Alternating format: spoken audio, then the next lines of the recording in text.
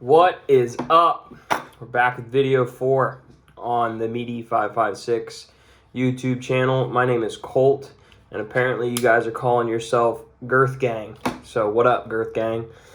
I really appreciate, first off, I just want to start out by saying I really appreciate everybody subscribing, everybody commenting, everybody liking my videos. I never expected this much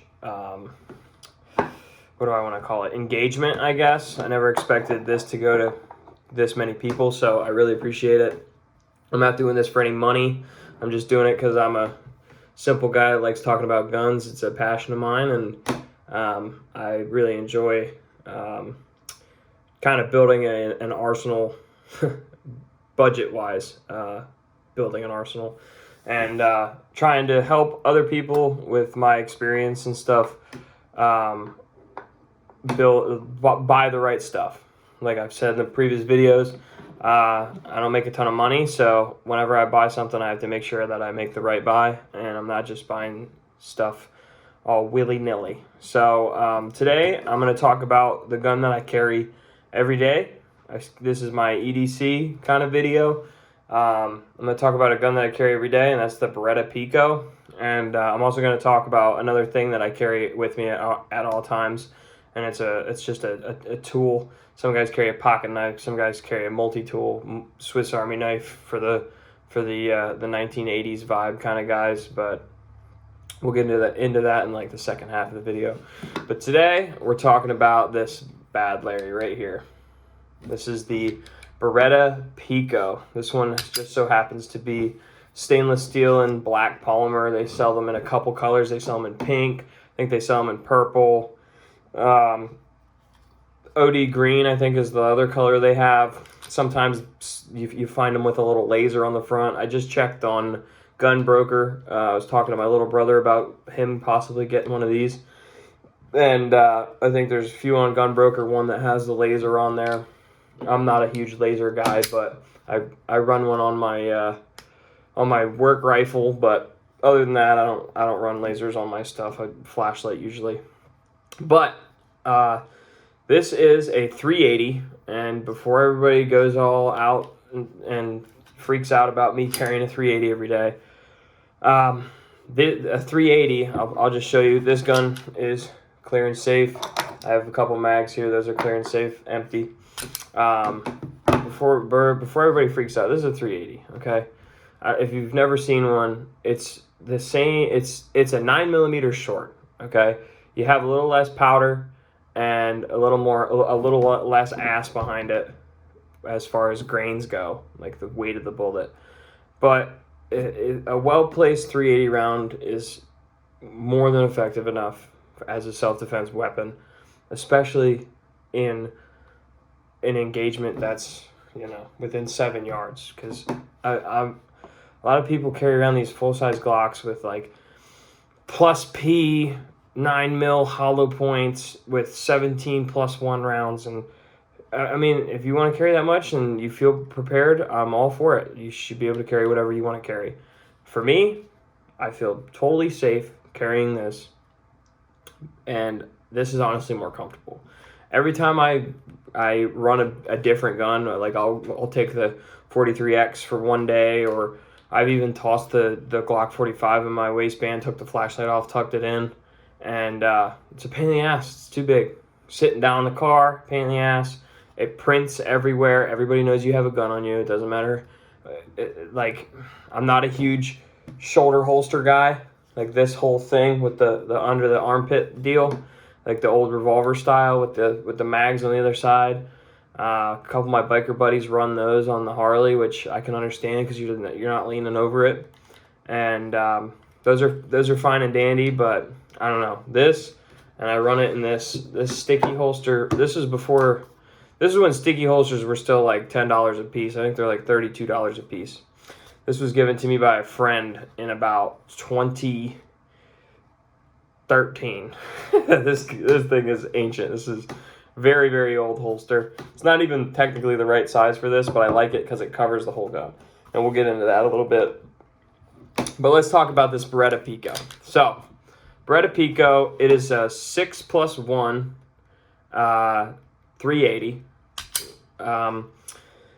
Polymer lower with a stainless steel slide, stainless steel barrel, and it is hammer fired. So it's got a grossly long trigger pull. It's from here to Kentucky, the trigger pull, and it's kind of hard to shoot. I'm not gonna lie to you. For comparison, this is a finger width. This thing is thin. Everybody talks about the 43X and how narrow that thing is.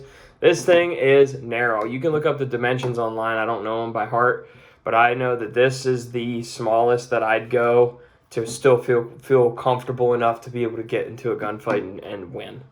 It has surprisingly good irons on it. It has Beretta's been around for a long time. They've made guns since, I think, like 17 something. They've made guns for a long time, so they are a quality firearm. But these sights for a 380, I don't know how this is going to focus, but for a 380, this has some really good sights for a really tiny gun. It comes with 2 mags. It has your flush mag, and then it has the little pinky extender mag right here, which is literally just a base plate. So you could potentially get another one of these if you wanted to run kind of two dealios there. I run it with the flush mag simply because it makes this. I could hide this thing anywhere. I usually carry appendix, and 9 times out of 10, I don't even know it's there. I know it's there, but you wouldn't know it's there unless I take my shirt off or my shirt comes up. Sometimes I have it so deep concealment. I have it so deep in my pants that the only thing sticking out is the sticky holster. And if something were to happen, I'd have to pull up on that sticky holster to get to the handle on this thing. That's how tiny it is. So a little backstory on this. I bought this gun when I was stationed up in Maine. I bought it from a local gun shop, used, and I paid $150 for this. They sell now used on Gunbroker for $250 and more. So I don't know why I got such a good deal on this, but I got a screaming deal for $150. Came with 2 mags. Came with the box. I was ecstatic because I was like, oh man, I've always wanted a 380, and I really wanted something I could run as deep concealment, and this was the gun. And I started dry firing with it when I got it home, and I was dry firing. I was like, oh, cool, I got to go grab some 380. I want to try this thing out. I had a range behind my house up there. So I ran over to the sports shop, grabbed a box of 380, went out to the range, jammed a mag, racked it, click. Oh, that's weird. Tap, rack, click. That's weird. Upon further inspection, I broke it down and checked it out. My dry firing had snapped the firing pin in this, so that pissed me off. But what was really cool is I contacted Beretta. They said, hey man, no worries, send it in. So I sent it to Beretta. They replaced my firing pin free of charge. No problem, no questions asked. But for that reason, I don't dry fire with this thing. I do take it to the range occasionally, every month or every couple months, and I just send, a few magazines downrange to make sure I'm still able to shoot this. I want to stay adequate, and shooting pistols is a perishable skill, so if you don't shoot for a while, I do try and shoot every weekend, but I don't shoot this often. I shoot some of my other guns, my Glocks and stuff. I enjoy those a lot more. But you still need to be proficient with what you carry. So I do throw some rounds downrange with this and make sure I can still put a nice tight grouping at 7 yards. I'm an advocate of hitting a tennis ball at 7 yards quickly. Not just post it up, ping, ping kind of thing. I'm shooting. So as long as I can still do that, I feel comfortable running this. Now, when I run this, I was talking about these mags. So I did notice that, as you would guess, with this extended magazine, it's not an extended magazine, with this extended base plate on this magazine, I am a skosh more accurate. I have a little bit better purchase on the gun. when you're shooting a gun this small, you have to be careful with that second hand. And this thing is so narrow. It's about as I compare it to like the width of an iPhone with a case on it. Like that's how thin this thing is. You have to be a little careful on how you're gripping this thing, just to make sure that you got a good purchase and you're not getting in front of this muzzle. But I did notice I shoot a little bit better with this, but for sake of space and carrying this thing, I run it with a flush mag, and I run it in this ancient sticky holster that has no no stickiness left because it's been worn down. And I jam this thing in here, and it's gross and grody and disgusting, but this is comfort for me. You know, this sits right in appendix, right in the front. Shirt goes over top, and I've carried this thing with swim trunks on.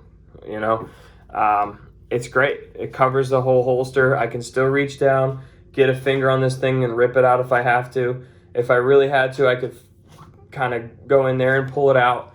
But I'm completely confident I can come out and get a good purchase on this, you know, and do work if I need to. So these two things with the flush mag, I carry one in the tube. Some guys are a little bit hesitant to carry one in the tube. I carry a full magazine, one in the tube, one in the chamber, full mag, chuck it in there, chuck it in the drawers, and I'm good to go. That's the first carry item. Second carry item is this right here. I've had 5 of these. These are the Hawkhook Blackhawk Hawkhook Blackhawk. This one just so happens to be stainless steel and black polymer, so it kind of matches this, which is kind of funny. I use this every single day. There's not a day that has gone by. It has a flathead screwdriver on the front. I think this is supposed to be a window brake. I've used it to pry open stuff. Can opener and a little serrated blade right here, and a little like seatbelt cutter here to pop it out. And if you go on Hawkhook Blackhawk, if you just Google that, they show like other little things you can do with it. Like they were saying you can pinch this down and use this as like a wire stripper because it has these little grooves in here. Sure, I guess, you know, they have like a certain measurement for how long this is. You could use it as a ruler, I guess, if you needed to. I don't know. I usually use it to open a box or cut a line or something. Fishing line is great for that too. But that is another carry item of mine that I am an advocate of. And then the last thing is a good watch. You know, this is an Aries Diver 1. This is made by, I think, a CIA operative. I bought this many moons ago, and this has been solid. Used to wear a Rolex. Now I've been kind of transitioning over to this. It's a little more durable than a Rolex, and it honestly keeps better time. So that's kind of cool. But other than that, that's kind of my EDC carry. This is my carry pistol and my EDC knife and my watch, and that's how I run on it. You know, this is my everyday stuff. So if you're looking for something really, really subcompact, really, really tiny, you can find these used cheap. You know, cheaper than you're probably ever gonna find a Glock. I haven't done anything to this. I did think about putting a grip on it at one point, but never did because I shoot it and I'm still accurate enough.